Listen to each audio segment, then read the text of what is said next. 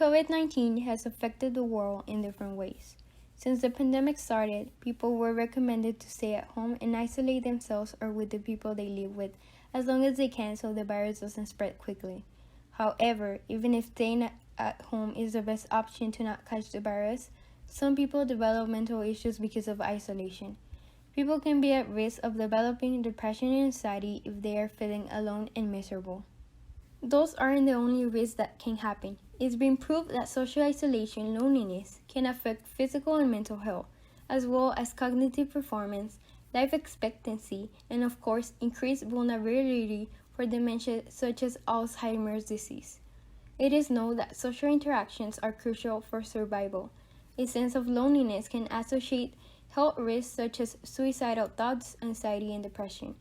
Isolation is more than just a feeling. As previously stated, it's a disorder that sets a person back from making new connections and expanding one's brain power, as well as stopping them from living their best to the fullest and in a healthy way. Since most psychologists can agree that humans are social creatures, we need to form new connections to help both our mental as well as our emotional well-being. Brain differences related to experiencing loneliness have been reported in visual cortices, visual attention networks, limbic structures, and prefrontal cortex. There are several differences in the brain experiencing loneliness. The default network involves inner thoughts, future planning, imagining, thinking about others.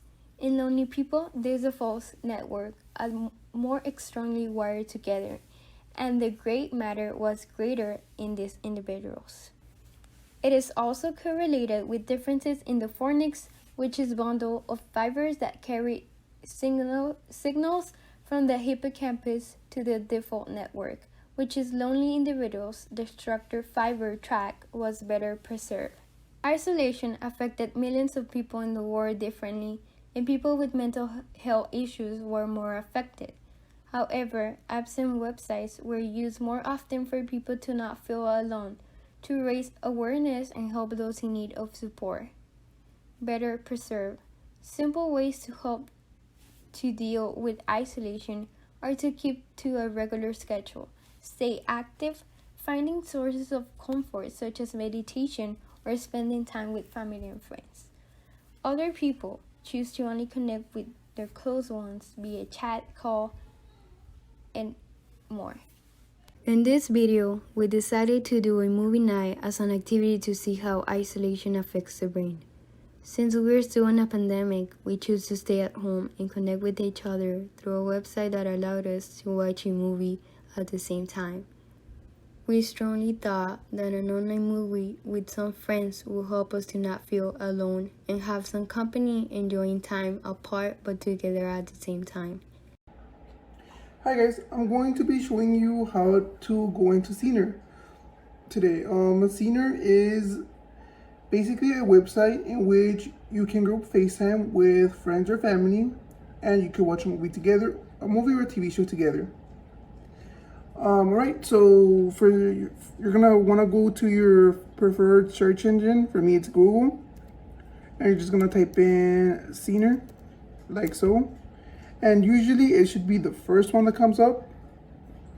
Okay, once you go to this screen, you're gonna wanna press where it says log in and create an account. Don't worry guys, it's completely free. You just follow the instructions. You just put your name, an email,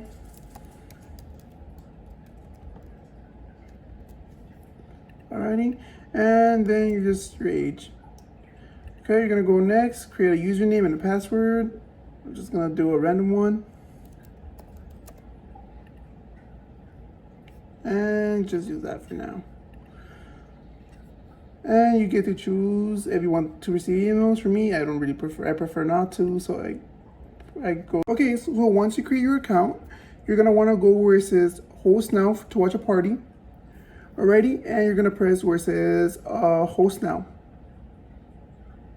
It's gonna load and it's gonna take you here. You're gonna press where it says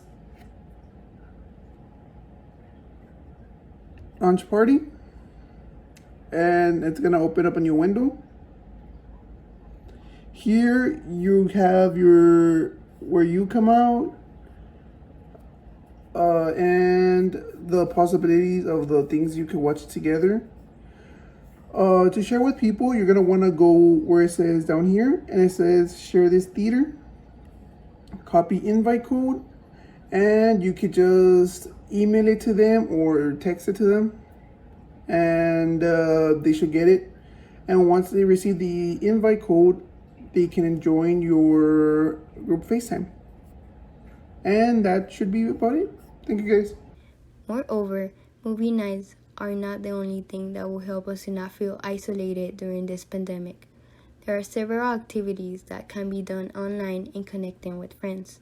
Some examples are loteria, bingo, game apps, online escape rooms, and more.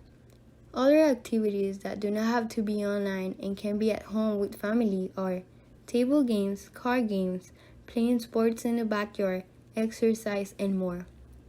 Activities by yourself can be exercise, online games, yoga, painting, writing, and others. It depends on what you want to do with your friends and family or by yourself. But these activities are some that can be helpful to enjoy time with loved ones that we haven't seen in some time.